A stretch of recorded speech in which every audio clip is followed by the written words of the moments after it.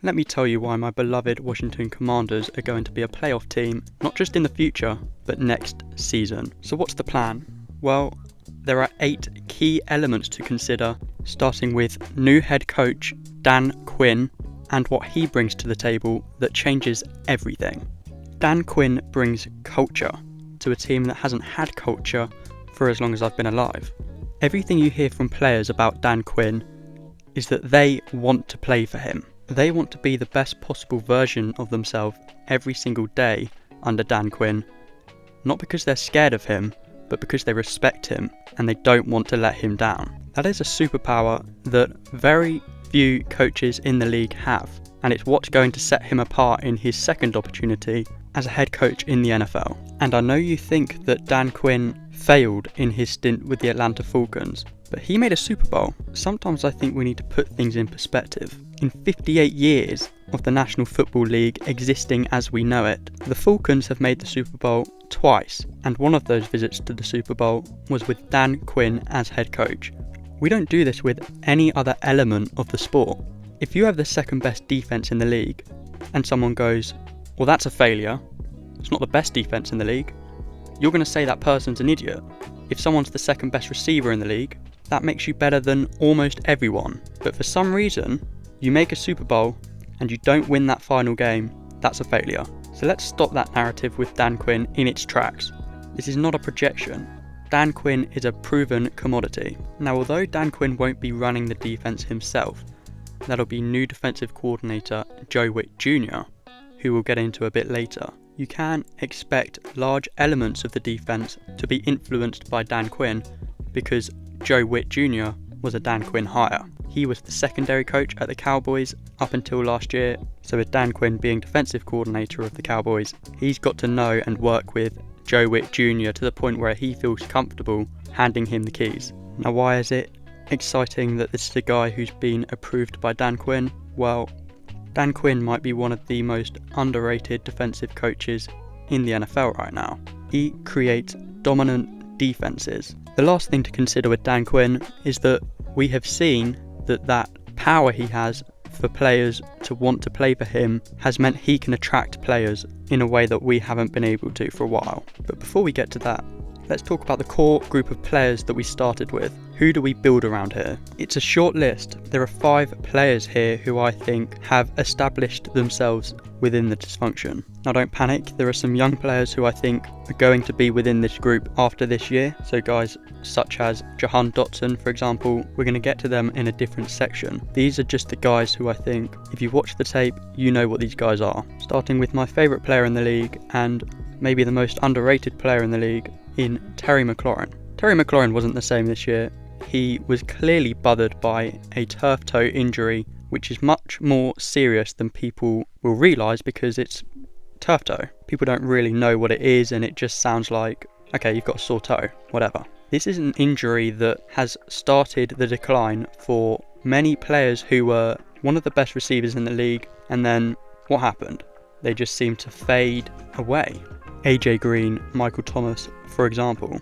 Turf toe is a sprain in the main joint of your big toe, and it affects your ability to push off. And as soon as I turned on the tape for Terry McLaurin this year, I knew something was wrong. I was just a few plays in and I could see pretty clearly that he wasn't moving the same.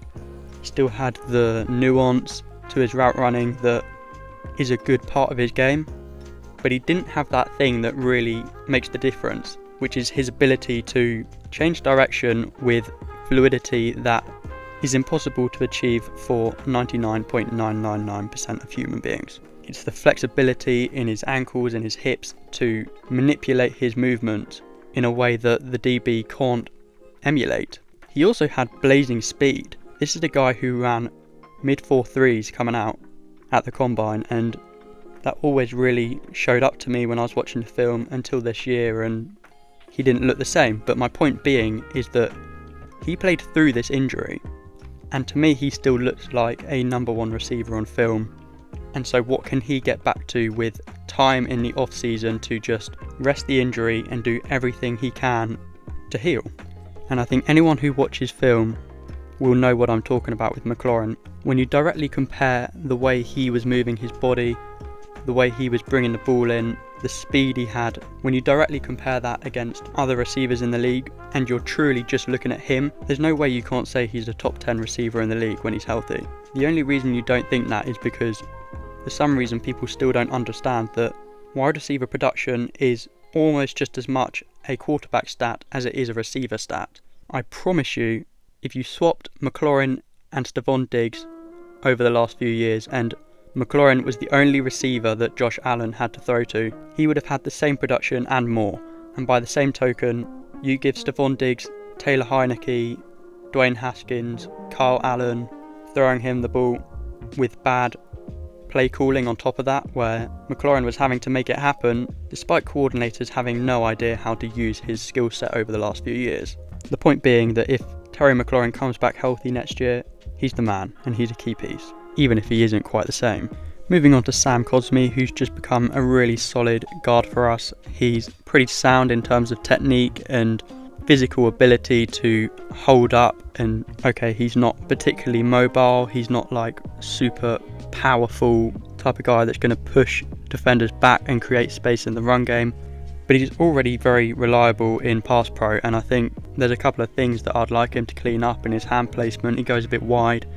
If he lets defenders inside, they can push him back, and yet in a dysfunctional offensive line, he's been really solid. So this is a guy who I feel really good about. Deron Payne, seemingly overlooked, I think probably because he's not been used in the right way, but he's got all the physical tools to do it. He's strong, powerful, thick, moves in a very smooth way for someone of his size and at his position. He has good hand usage, he gets his hands up early, sticks them on the chest of the guard, and once he's there, he's just physically superior to most guards in the league. So you'll see that once we have just some form of defensive play calling that makes sense, everyone on the defensive line moving in ways that connect to each other, and we'll get into the difference between what the Cowboys were doing last year with Dan Quinn and Joe Whitt and what the Commanders were doing. But I promise you, Deron Payne is doing all the good work that you don't see, especially with it not always being a particularly glamorous position, which I think is why Jonathan Allen seems to sort of get a bit more hype around his name than Deron Payne, because he's a bit more of a pass rushing guy, he does a bit more of the glamorous stuff. But the first thing I want from my defensive tackle is to just be thick, powerful, reliable, because if your interior's really solid and they're just doing the dirty work and they're maintaining the space as opposed to necessarily getting after the quarterback, that allows the faster edge rushers to do their damage. Jonathan Allen, for a guy who's so experienced, is a very erratic watch. He does pop physically, he's very explosive. He came into the league as an edge rusher, so he has that bend, which is really impressive at his size, and he has violent hands to where when he gets it right, he can cause real damage with the explosion and the pass rushing traits that he has. He's also deceptively strong. He pushes guys back more than I was expecting for a guy who's not the biggest for a defensive tackle, but it's a bit more highlights than consistency with Allen. He just has no idea how to use his hands. The amount of times where I saw him unnecessarily get himself into a really awkward position where he's bear hugging the guard due to the fact that he's just exploded out of his stance and tried to have an impact with pure physical traits, and he's not thought about the plan. How do we manipulate this guard you're coming up against? That's one thing that Deron Payne's much better at than him. But regardless, he has the traits. He's going to thrive along with Payne in the new system.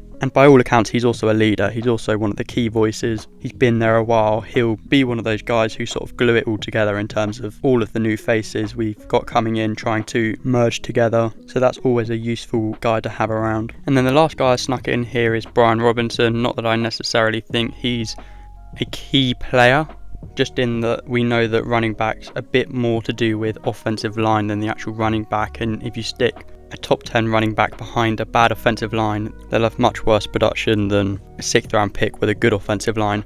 But it just felt weird to leave him out because he's, to me, a top 15, maybe even top 10 running back in the league.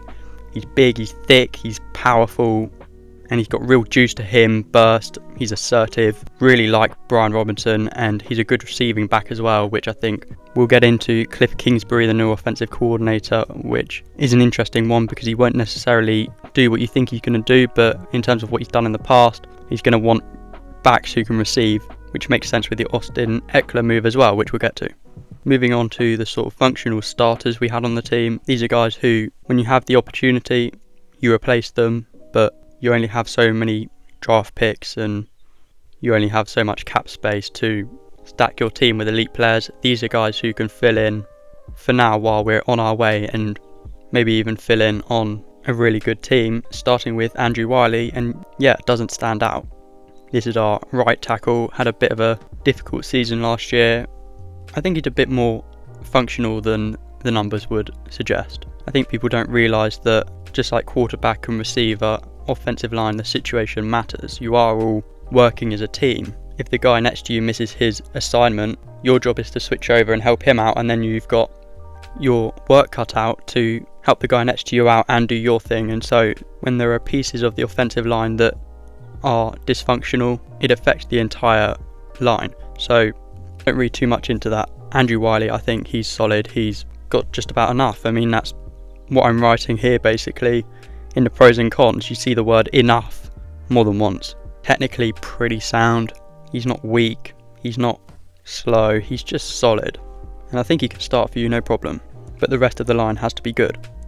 Now, Cornelius Lucas, I have a bit more concern about, to be honest with you. I think he is a functional starter because he's so big and 36-inch arms, and he just looks like a wall sometimes. You know, you have to get around him. So that's his saving grace. But what comes with that is he's so immobile. Pass pro for a left tackle is the most important thing, but still worth mentioning that he's going to offer practically nothing in the run game because he sticks out like a sore thumb trying to move to the next level and clear guys out the way.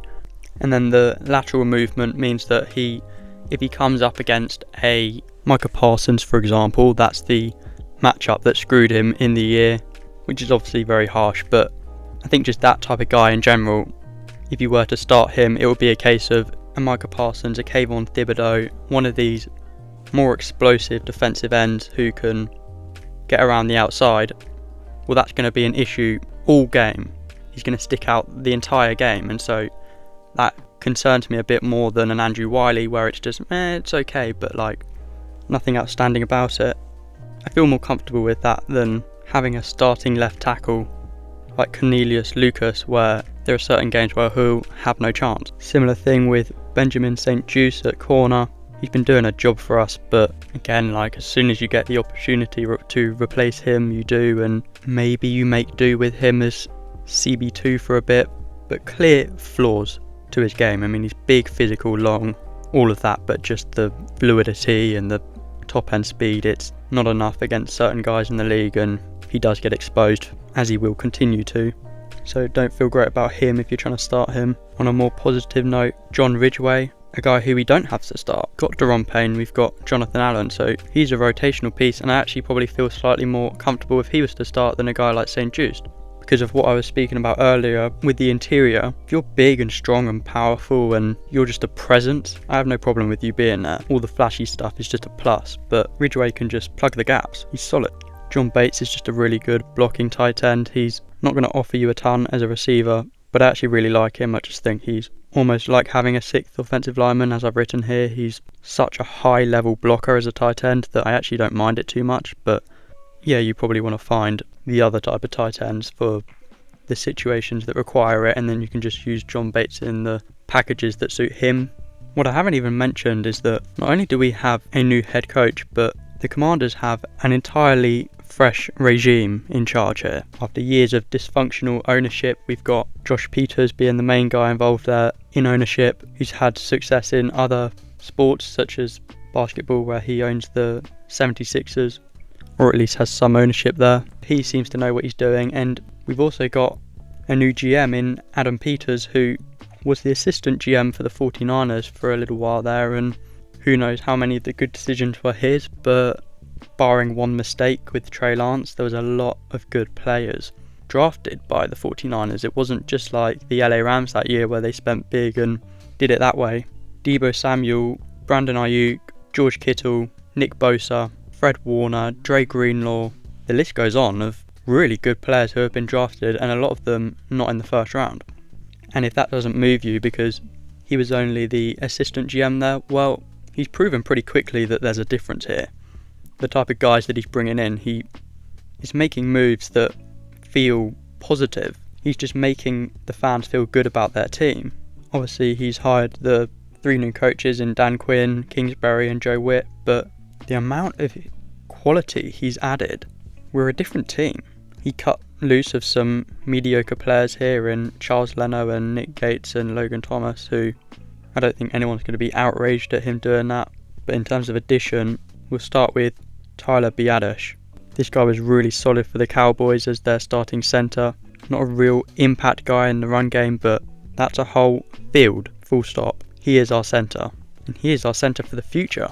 This guy's just very reliable. You won't notice him, which is weirdly one of the most complimentary things you can say about an O-lineman. Nick Allegretti, not so exciting. He's physically better than I was expecting him to be. He's very mobile and harder to move out the way than I was anticipating when I went to watch him, but just has a couple of technical flaws to where I don't feel great about him starting. But he's a guy who definitely fits this new culture of Dan Quinn and what he's trying to build here. He spoke about not feeling entitled to a position on the team, and that's great, and he's won 3 Super Bowls. He played in the last Super Bowl with a torn ACL, so that's showing some good character. Bobby Wagner. I mean, I'm just mainly talking about next season alone for the purposes of this video, so yeah, it doesn't excite you so much as a long-term thing. It's a 1-year contract. He's coming towards the end of his career. Don't lose sight of the fact that this is a top 3 player in his position. Like, I think this is just getting a bit overlooked, even by a lot of the Commanders fans. This guy's still so reliable. I watched him on tape last season expecting to see a guy sort of washed up almost. He just reads the game better than any linebacker I've ever seen. He just is always there. You might not always be blown away by the highlight plays by an off-ball linebacker, but then it starts to build up when you have an elite off-ball linebacker like Bobby Wagner, where every single play you can feel a bit of comfort in that you've got Bobby Wagner there. If the offense is running the ball and maybe we haven't got it quite right, we've left a bit of a gap here, Bobby Wagner is going to be there, fill the gap. He's smooth in coverage. He has lost a bit of a step, but just his ability to feel where he needs to be, and he's still got that true coverage ability. So run game and pass game, you can just feel so good. Having Bobby Wagner there next year, you're going to make a huge difference. Frankie Louvu fits very nicely into what I think Dan Quinn and Whitt are going to want to do defensively. He has that versatility coming into the league as an edge rusher to blitz. You can send him around the outside or up the middle, and he's going to have an impact in that way, but also very fluid in coverage. Next to Bobby Wagner, he's going to look excellent, I think, and that's a really solid pairing to have. The only slight concern I have with Frankie Louvu is that he's not a really dominant run stuffer, but again, you don't necessarily need to be when you're next to a guy like Bobby Wagner. That's where it's great, and he's not dysfunctional in that area, it's just not plus. So you can make the most of his other abilities and do this creative stuff on defense where Frankie Louvu comes out of nowhere and has an impact both blitzing and in coverage. Now, Jeremy Chinn's a really exciting addition. He's had a couple of seasons struggling with injury as well as playing out of position a little bit, playing nickel back where he's not at his best in my opinion, but he's going to come in and be a really good safety for us straight away. He's going to be an instant impact, free safety or strong safety. He can do it all. He's super athletic and fluid, but also comes downhill and makes hits. He was, in the first couple of seasons with the Panthers, he was straight away one of the better safeties in the league. So really impressive addition. There's no real doubts I feel for Jeremy Chinn. It's just a thing of like, hopefully he does stay healthy, but he's an excellent player. Michael Davis is a good addition, there's no doubt about it. He's not signed for a huge contract or anything, so that's fine.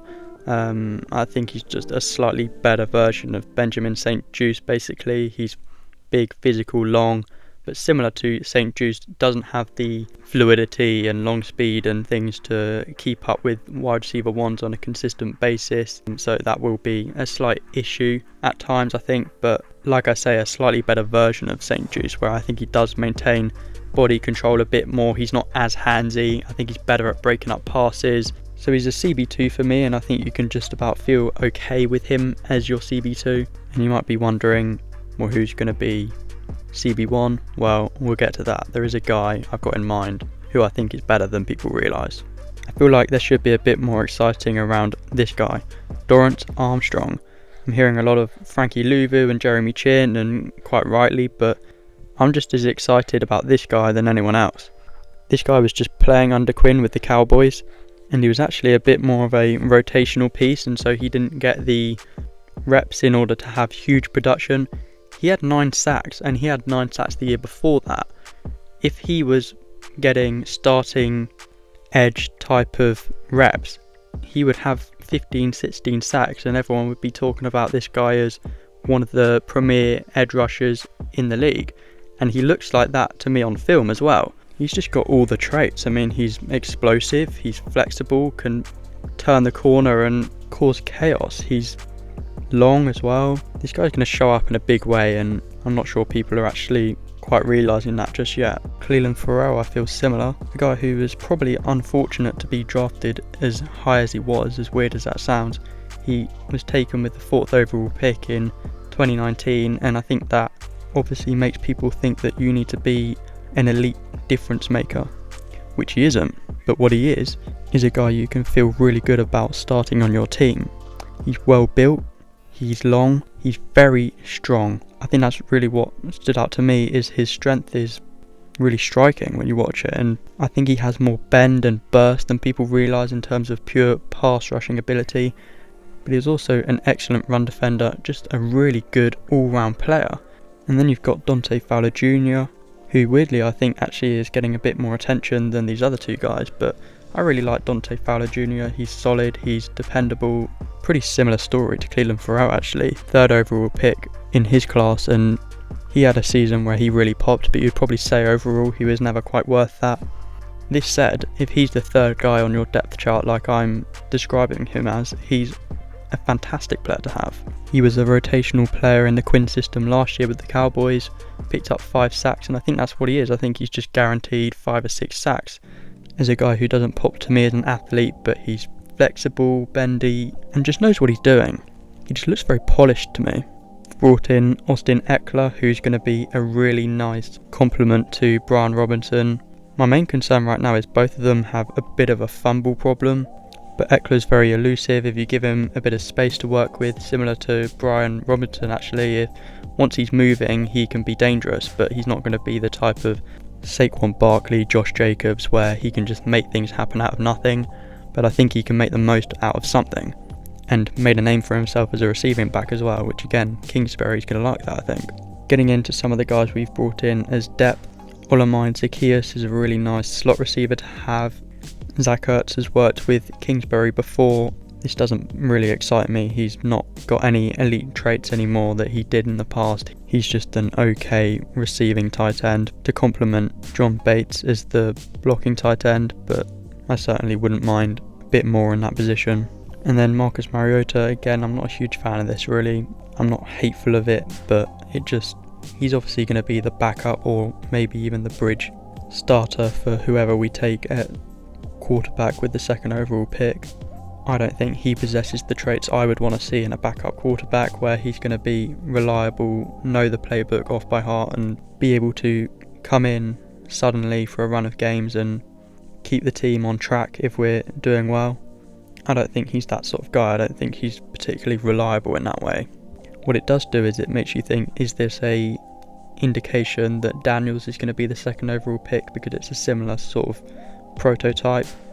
And it does make a bit of sense to have him as the mentor, being that he was a 2nd overall pick once upon a time, and maybe he has some lessons to share on how he could have done it better. Now this might be my favourite part of the video. This is what I call the academy. It's the young players we've got who the jury is still out on, but I think we have some real gems in here who haven't been used in the right way, and therefore their talent hasn't shown through just yet in the form of actual production. In terms of the guys in the bottom left here, not got what it takes. This is just meaning they don't have the talent to get really particularly excited about. They're not going to come through in a big way. I think they all could play some sort of role. I guess the one I feel worse about is the one that's probably controversial, if any, on this list, and that's Diami Brown. I mean, it's just pure straight line speed. He should have never been drafted where he was, and I really don't see anything that excites me, to be brutally honest. So let's get to the have a chance category. Guys who have some of the traits but are going to need some real work to get to where they need to get to. Starting with Chris Paul, who I'm a big fan of. 7th round pick in 2022, And this guy could be exactly what our offensive line needs, which is a guy who can get to the second level and create space for the run game. Chris Paul has the ability to be that guy. He's so physically gifted, very powerful, very mobile. He's got all of that. He's just a bit all over the place in terms of refinement. He's got some technique stuff to work on. He's got some understanding of how to play the position stuff to work on, but I think the stuff he's struggling with is a bit more fixable than you might anticipate. Moving on to Percy Butler, who was our free safety last year. This is a frustrating one because he has all the ability. He has the elite explosiveness, the speed, the fluidity you want in a free safety, but he just has no idea where he needs to be on the field, and that's one of the most important parts of being a free safety, is you have to be able to read the game.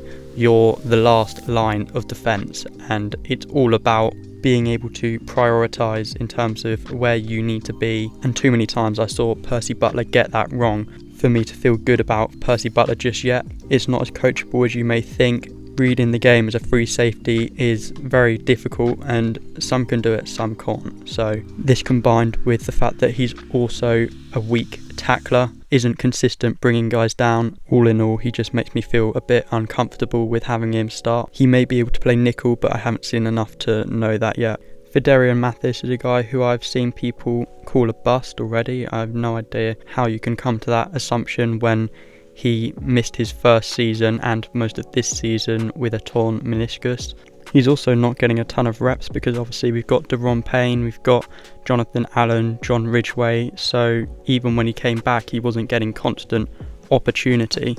I really like everything I've seen from Mathis. He's a bit more of a run stuffer than a flashy pass rusher, similar to John Ridgway, who we spoke about. He's long, wide body, powerful, all of that, but he's also got a bit more juice than John Ridgway as a pass rusher, so to me he just looks like a solid starting defensive tackle, and obviously we don't need him to be that necessarily, so that's great. Everything I said about Bobby Wagner and what makes him great, I think the opposite of Jamin Davis.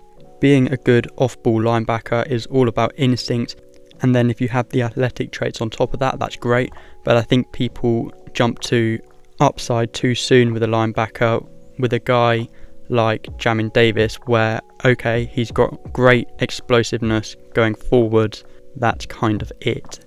He's very stiff in coverage, he doesn't have the instinct to dissect where he needs to be in the run game, he's not assertive because he doesn't trust that he knows where he needs to be. So he ends up lingering in and around the line of scrimmage and doesn't really do any damage in that way. Where he has had some sort of impact is obviously he can cover ground, so he's not been bad in the run game, but he's not been so good in the run game to where I go, we'll just try to make it work with him despite the fact that he's a bit of a liability in coverage.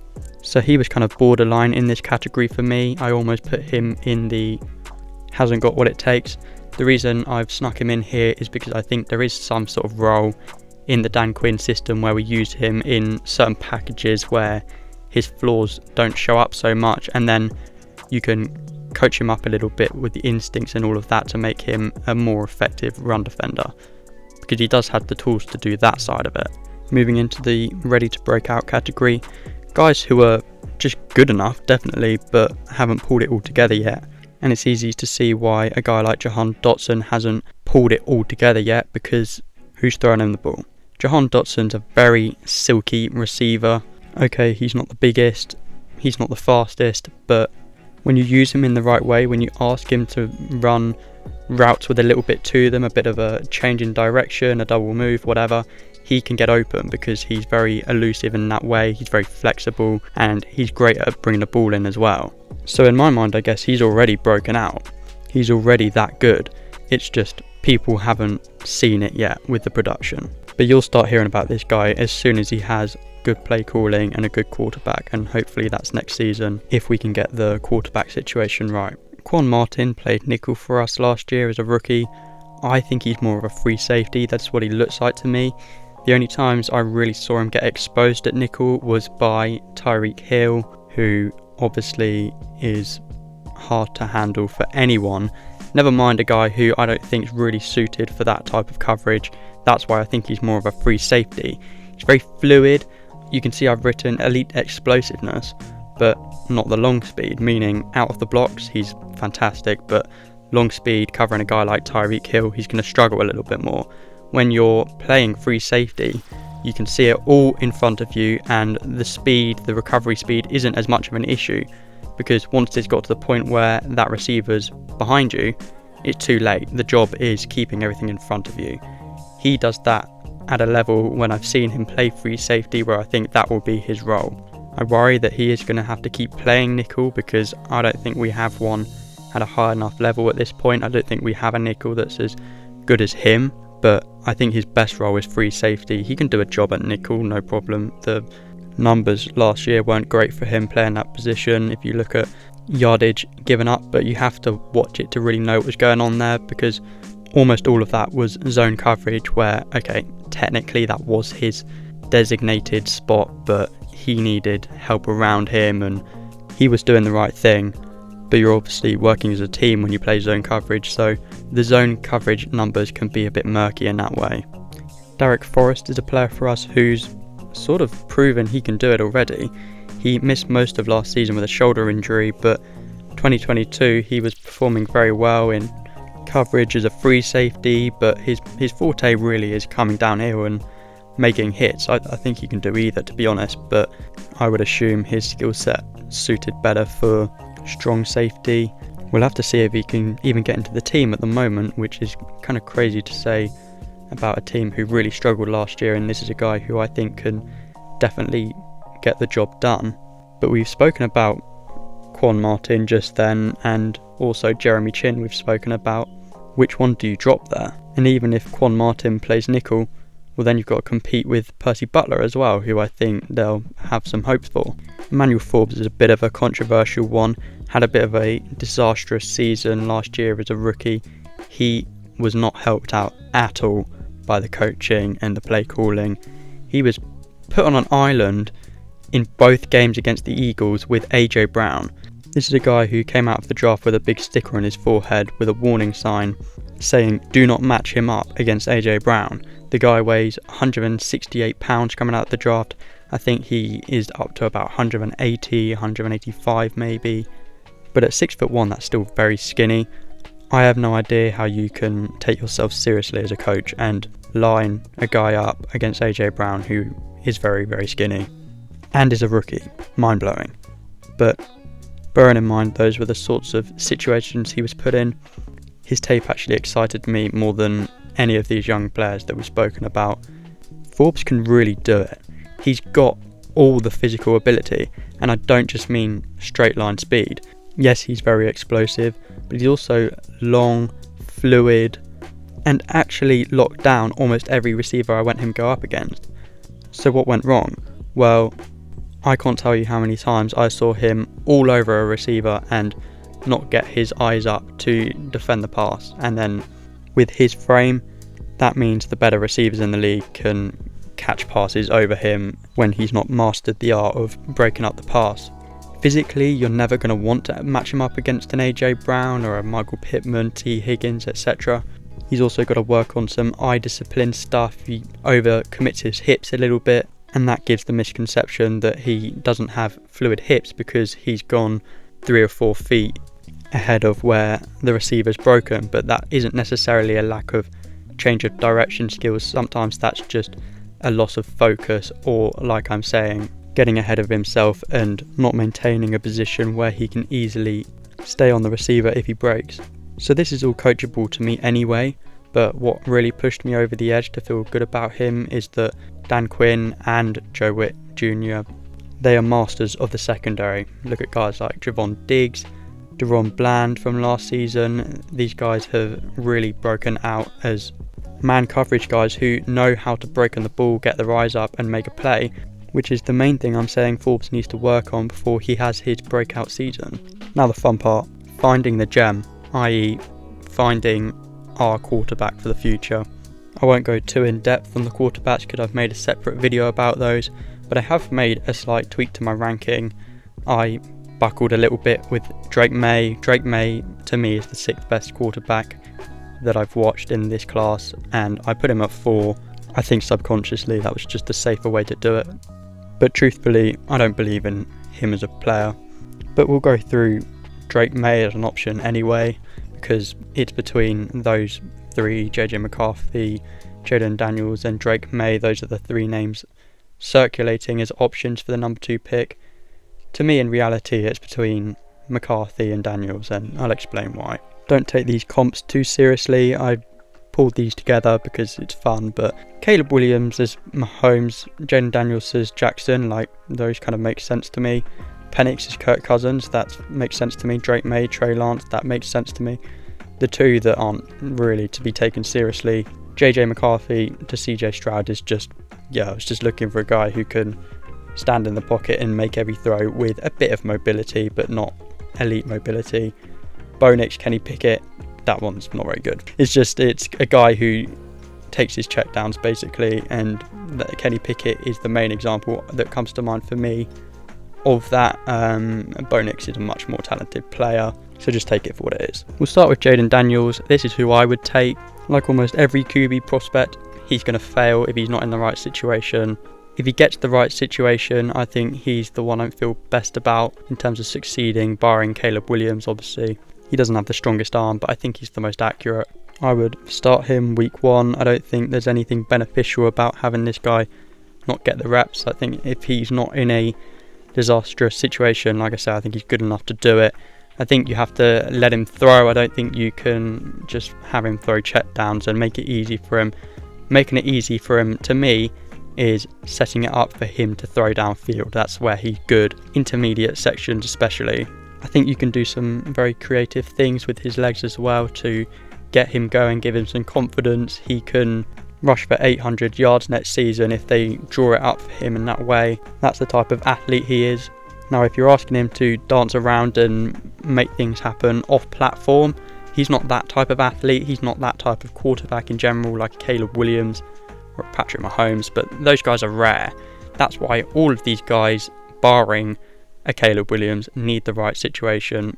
But he's just a really good quarterback. Take away his legs and all of that, he's just accurate downfield, good decision maker, got everything you want. And the first thing you need to make sure of before he goes on the field is that he's going to slide, protect himself, because he wasn't doing that in college, and with his frame that's dangerous. So easily fixed, but you need to make sure he does that. The other thing that I'm not going to try to evaluate too much is character. That's the thing that's sort of giving me pause, because Jaden Daniels doesn't strike you as a confident leader. He doesn't speak in that way. He doesn't command the room when he arrives. I just think if you're good enough, you're good enough, and it won't matter too much as long as he's successful. But you do wonder, for a team that's all about building culture, the leader of your team isn't a leader. That might genuinely be what it comes down to. And it doesn't help that the other option in JJ McCarthy is a phenomenal leader. If we take this guy, I get it. It's not what I would do, but I do get it. It's not crazy. Because this guy is someone you want to work with. This is someone who you look at his flaws and you go, he's going to learn. He's going to listen to what I have to say, and we're going to have a guy who we always feel good about being in the building, just good energy about him. And by the way, spins it better than Jaden Daniels without a doubt. In terms of velocity he can put on the ball, I think the Patrick Mahomes and the Josh Allens of the world have distorted what a system quarterback really is. This isn't Mac Jones you're taking, or Kenny Pickett, where you just think we're taking this guy to be good day one and then he never has the talent to take us to where we want to be. That's how I feel like the perception around JJ McCarthy is building. Not that they even think he's going to be good day one, but in terms of his upside, people are talking about him like this is Daniel Jones. Just because this guy isn't Patrick Mahomes or Caleb Williams doesn't mean he doesn't have upside. Now, I think it's top 10 upside. I have no doubt that it's top 10 upside. I don't think it's top 5 upside, because of course he can't do the things that Mahomes, Josh Allen, Justin Herbert can do. Those guys are special. And I think Jaden Daniels is a cleaner prospect, as well as having the athleticism, which maybe if you use it in the right way means he could be a Lamar Jackson, where the combination of ability to throw and use your legs is truly unstoppable. And yeah, JJ McCarthy, I understand why people don't think he's ready. I also think that's mainly a narrative thing, that people who haven't really delved into the film to understand it, those are the people I hear mostly making those assumptions.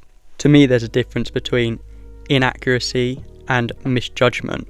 There's no mechanical flaws with JJ McCarthy. He throws the ball so well. There are times where he hasn't thrown for a while because they've been running the ball constantly, which is what Michigan would do, and then he would be asked on 3rd and long to make a throw, and he's not in rhythm and he gets the timing wrong, and it looks like, yeah, that's a miss, and obviously it is a miss, but it's not a wild throw, if that makes sense. It's a misjudgment of where the ball needs to be in order to hit a moving target. Like I went through in the quarterback video, I think McCarthy gets stuck on his first read at times, which is why I've put here, you prioritise first reads, you make him comfortable to begin with, and then over time you can start to build it up in terms of going through some more complex reads. He's the type of character who's going to be aware of his flaws and realise he needs to work on this stuff, which is why that side of it is important. But yes, I think you can start him week 1, believe it or not. People are lying to you, telling you he's not ready, but good decision maker, throws the ball accurately. Similar to Daniels, let him get out there, let him throw it downfield, don't get too careful with it. You want to let him find his rhythm, find his range. And if you put things in place for him, which I think we're looking like we're going to do, I think JJ McCarthy can work as well as Jaden Daniels. I just wouldn't personally lead in that direction myself. Now, to be honest, I don't even really want to go too in depth with Drake May here because I don't enjoy being hateful, and you know how I feel about it. I don't think it's going to work. Long term, never mind next year. I don't even think he'll be playing next year, so there's no need to go into it too much. But I don't think any sensible organisation is taking Drake May with the 2nd overall pick.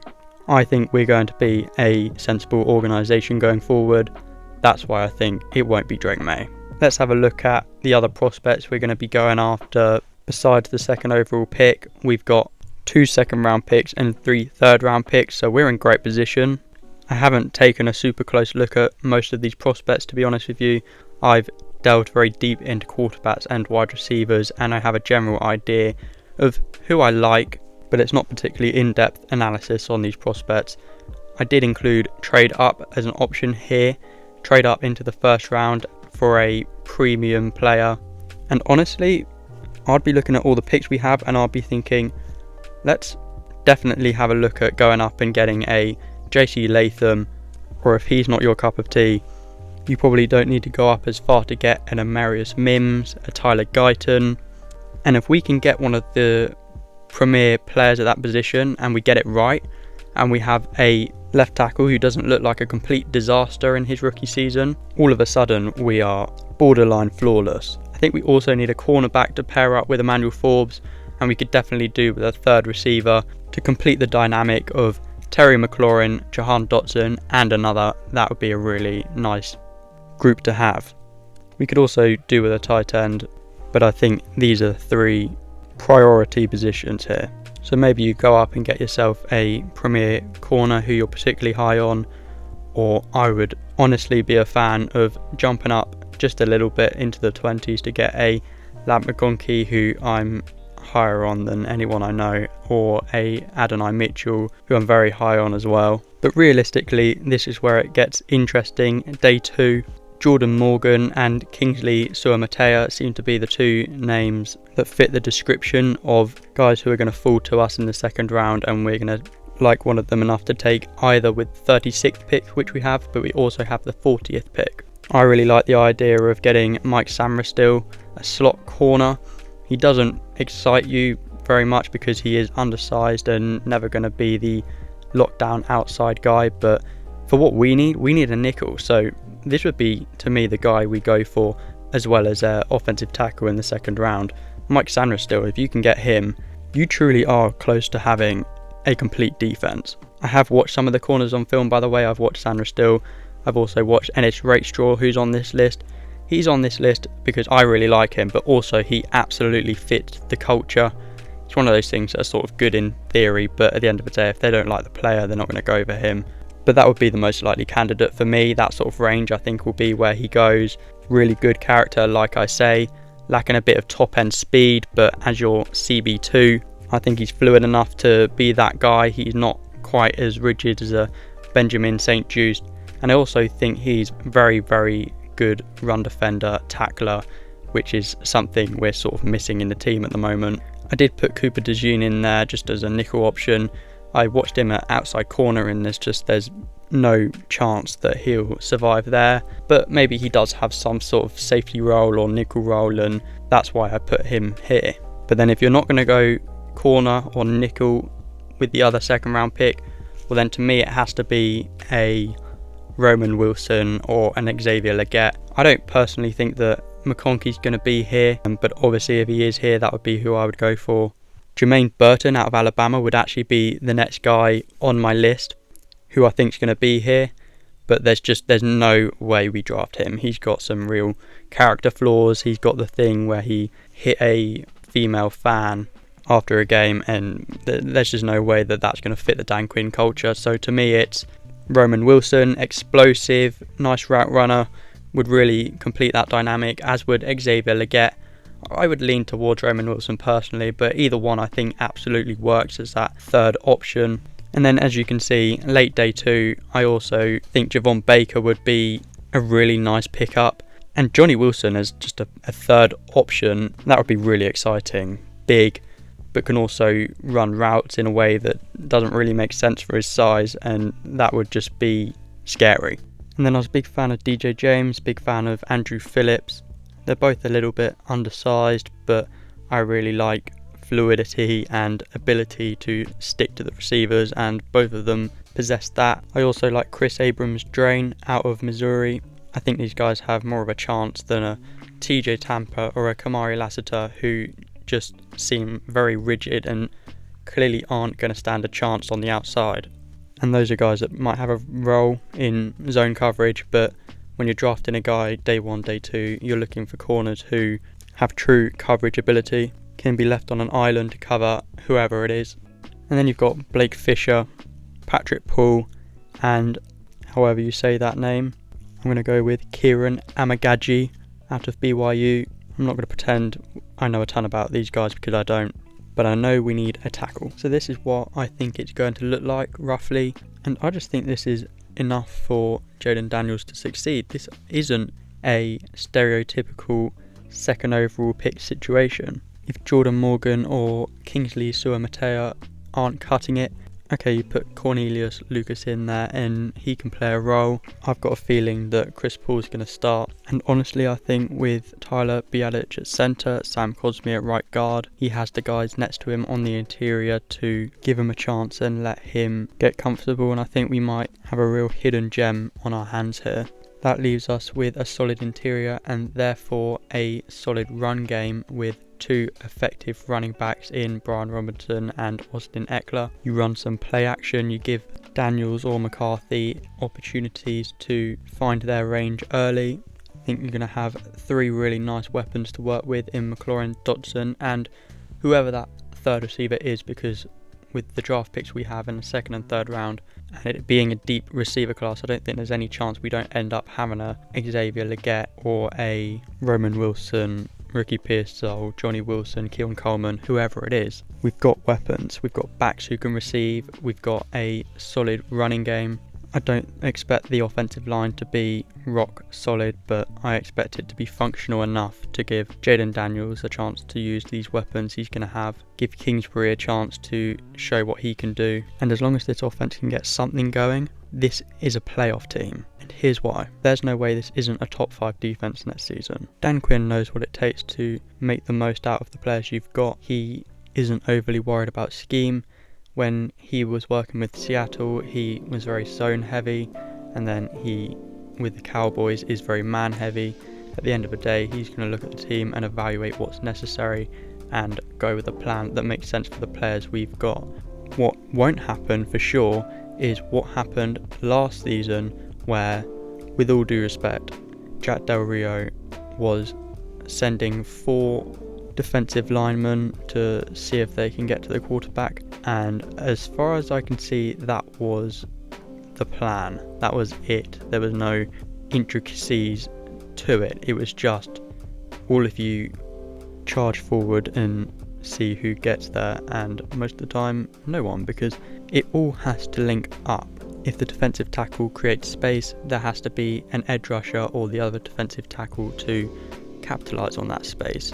And if you're all just rushing as individuals, you're not working off each other's space, you've got no chance. The Dallas defensive line looked so different to our defensive line last season, and it's not just because they have Micah Parsons, it's because there was a plan. At the very least, there was just a plan on how we mix it up and make it difficult for the quarterback, make it difficult for the blockers, and Dan Quinn and Whitt, they have all the talent here to work with on the defensive line to have a very similar effect. There's no missing piece here. This defensive line is the real deal. Deron Payne, Jonathan Allen, very, very solid interior players. 2 defensive tackles who probably should be the best defensive tackle on their team working together. And then off the edge, you've got really sneakily dangerous guys in Cleveland Farrell, Dorrance Armstrong, who I've spoken about, very exciting. And then a bit of depth with Dante Fowler, Jonathan Ridgway and Fedarian Mathis to help out in the interior. And then at linebacker, I don't think you could ask for any more.